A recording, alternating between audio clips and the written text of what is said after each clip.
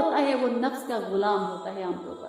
تو اس نفس کو قابو میں رکھنے کے لیے ایکسرسائزز دی گئی ہیں کہ ہم صبح سے شام تک ایک ماہ کے لیے حلال چیز بھی نہیں کھائیں گے، حالانکہ بھوک لگ رہی ہے کھانا پھر بھی نہیں کھانا، پیاس ہے پانی پھر بھی نہیں پینا، اللہ کا حکم نہیں ہے، جائز خواہش ہے مگر پوری نہیں کر سکتے. تو جب ہم یہ مشق کریں گے تو ہم میں قوت پیدا ہو جائے گی، جس کو عام الفاظ میں ضبط نفس کہتے ہیں، یعنی اپنے نفس کو کنٹرول کرنا، اپنے نفس کو کنٹرول کرنا، اپنے نفس کو روکنا.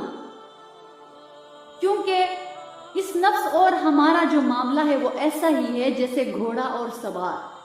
گھوڑا طاقتور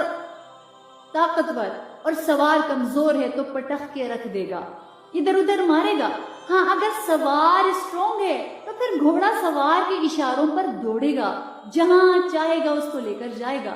تو نفس اگر منہ زور ہے تو وہ ہمیں کسی بھی وقت کسی بھی گناہ میں مبتلا کر سکتا ہے. تو نفس کو قابو میں رکھنے کے لیے اس نفس کو کنٹرول کرنا شریعت میں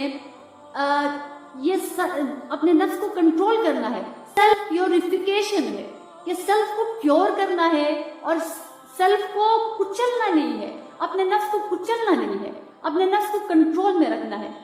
تو انہیلیشن میں اور پیوریفیکیشن میں فرق ہے. پیور کرنا، اس کو صاف ستھرا کرنا، جھاڑو مارنا. مثال کے طور پر ایک کھیت ہے، ایک فصل ہے، اس میں بہت ہی گھاس گھوس اگی ہوئی ہے، غلط چیزیں اگی ہوئی ہیں. تو جب تک اس کو صاف نہیں کریں گے جو وہ فصل کی طاقت ہے وہ چوس لیں گی. لہٰذا اس کے لیے کوئی کھاد استعمال کی جاتی ہے تاکہ وہ مر جائے، اور جب مرنے پہ فصل کو جگہ مل جائے وہ صحیح گروتھ کر سکے تو پھر اس کو کھاد ڈالی جاتی ہے. تو یہ روزہ اس فصل کے لیے، نیکیوں کے لیے کھاد کی مانند ہے. جب کھاد ڈالی جائے گی تو نیکیوں کی فصل اگے گی. تو تقویٰ، یہ فصل مثال تقویٰ ہے، اور وہ جو جڑی بوٹیاں ہیں وہ مثل گناہ ہے، اور یہ جو کھاد ہے یہ مثل روزہ ہے. تو جب روزے کی کھاد ڈالیں گے تو تقوی کی فصل اگے گی اور گناہ مر جائیں گے. تو نفس کو کچلنا یہ رہبانیت ہے، شریعت میں یہ نہیں ہے. تو روزہ جو ہے وہ ضبط نفس، یعنی نفس کو کنٹرول کرنے کے لیے، جس کے لیے دینی اصطلاح ہے تقویٰ، بچنا، نفس کے حملوں سے بچنا. اسی لیے پیارے رسول صلی اللہ علیہ وسلم نے فرمایا الصوم جنۃ، کہ روزہ جو ہے وہ ڈھال ہے.